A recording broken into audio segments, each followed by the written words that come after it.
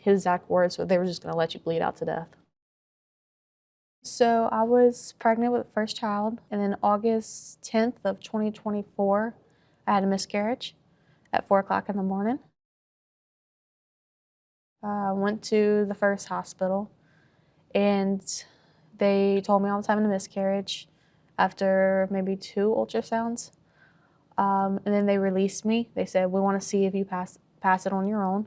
And then that Saturday, I was in excruciating pain again. So I went back to the hospital. They said I wasn't completing the miscarriage on my own. We were there for multiple hours before we got any answers on anything. We asked about the D&C since I wasn't completing it on my own.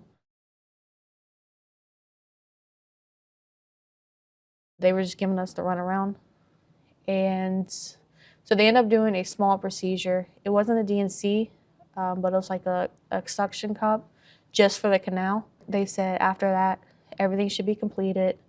You shouldn't bleed anymore, you shouldn't be in pain. I told them that I was still in pain, I was still bleeding. They said, no, you're not, because we did the suction cup. So you're not gonna be in pain anymore. I said, but I am. And they released me. And then paperwork, they put everything was completed.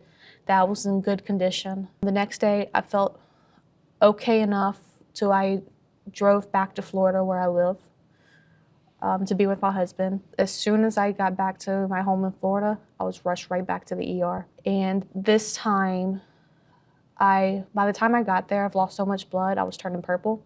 So being military, I was able to get onto the federal institution, or the post.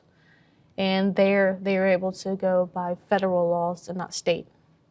So as soon as I got there, they offered me the D&C. I remember the doctor asking us, like, why didn't you get the D&C in Louisiana?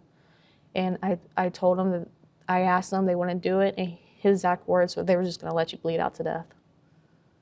And I got the D&C, instantly was not in pain, instantly stopped bleeding.